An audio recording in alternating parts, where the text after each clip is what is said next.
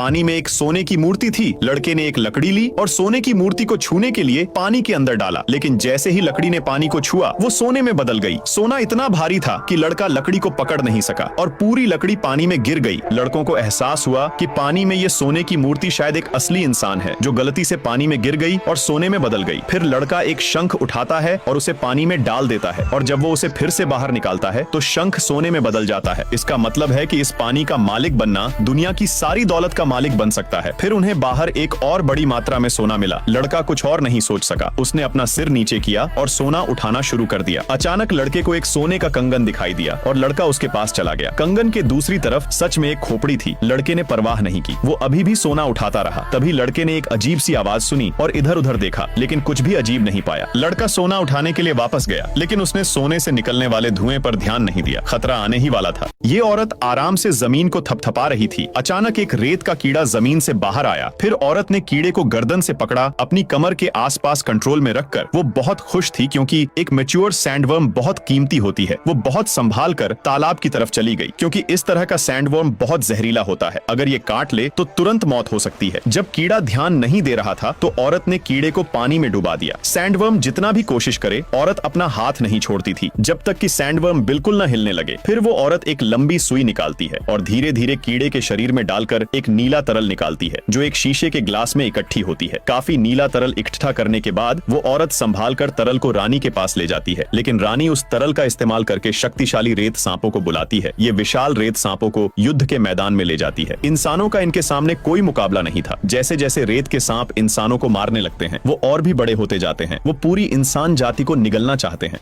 ये लड़का स्कूल में बहुत परेशान किया जाता था। थक हार के उसने ब्रिज से कूदने का फैसला किया। एक गैंग लीडर ने उसे पकड़ने की कोशिश की, पर वो फेल हो गया और वो ट्रक से टकरा गया। जब गैंग लीडर होश में आता है तो उसे समझ आता है कि उसने स्कूल के लड़के के साथ अपनी आत्मा बदल ली है। पहले तो उसे लगता है कि ये सपना है, पर जब वो अपना खुद का बॉडी देखता है तो उसे यकीन होता है। वो कूदने वापस ब्रिज पर जाता है ताकि सब कुछ सही हो जाए, पर अब भी वो लड़के के बॉडी में ही रहता है और उसका पैर भी टूट जाता है। आखिरकार वो अपनी किस्मत को स्वीकार कर लेता है और हॉस्पिटल बेड पर लड़के के बारे में इंफॉर्मेशन लेना शुरू करता है। लड़के का नाम जैक होता है। वो उसका टैबलेट उठाता है और जैक की एक डायरी देखता है। डायरी से पता चलता है कि जैक स्कूल में क्लासमेट से बहुत मार खाता था। इसे पढ़ने के बाद गैंग लीडर बदला लेने के लिए जैक की मदद करेगा। वो नाई की दुकान जाता है हेयर कट के लिए। इससे उसका पूरा लुक बदल जाता है। स्टूडेंट्स को वो एक जैसा लगता है, पर पहचान नहीं पाते जब तक टीचर उसका रोल नंबर नहीं बुलाते हैं। स्कूल गुंडे फिर से उसे परेशान करने लगते हैं, पर उसे पता नहीं होता कि वो गैंग लीडर से पंगा ले रहा है, जो एक मार्शल आर्ट्स एक्सपर्ट है। गैंग लीडर सबको सबक सिखाता है। ये आदमी अपनी जान लेने वाला था, क्योंकि ये दुनिया का आखिरी इंसान है। लेकिन फिर उसने अपनी खिड़की के बाहर एक सुंदर औरत को देखा तो उसने तुरंत रस्सी खोल दी, जमीन पर गिर गया और खिड़की के पास भागा। औरत ने भी उसे देखा, लेकिन तुरंत उसने पर्दे बंद कर दिए। इससे आदमी को एहसास हुआ कि वो अकेला नहीं है, तो उसने तुरंत अपनी दाढ़ी काटी और औरत से बालकनी पर मिलता है। लेकिन नीचे ज़ॉम्बीज़ थे, इसलिए वो सिर्फ लिख कर बात कर सकते थे। आदमी को पता चलता है कि औरत के पास सामान नहीं है, तो उसने एक बैट पर रस्सी बांधकर औरत की बालकनी की तरफ फेंक दी, जिससे दोनों बिल्डिंग्स की रस्सी जुड़ गई। फिर उसने 2 कोल्ड ड्रिंक्स औरत को पहुंचा दिया, लेकिन इससे बहुत आवाज हुई। एक ज़ॉम्बीज़ को आकर्षित कर लिया। ज़ॉम्बीज़ जल्दी से बालकनी पर चढ़ने लगे। आदमी ने जल्दी जल्दी बॉटल्स फेंकने की कोशिश करने लगा, जिससे ज़ॉम्बी उसकी तरफ जाने लगता है। ज़ॉम्बी तुरंत उसके घर की तरफ चढ़ने लगा। फिर आदमी घर के अंदर भाग गया और बालकनी का दरवाजा बंद कर दिया। ज़ॉम्बी सिर्फ अपने सर से कांच पे मार सकते थे। आदमी ने एक बेसबॉल बैट उठाया। जब ज़ॉम्बी ने कांच तोड़ दिया तो आदमी तुरंत बाहर निकला और ज़ॉम्बी को मार दिया।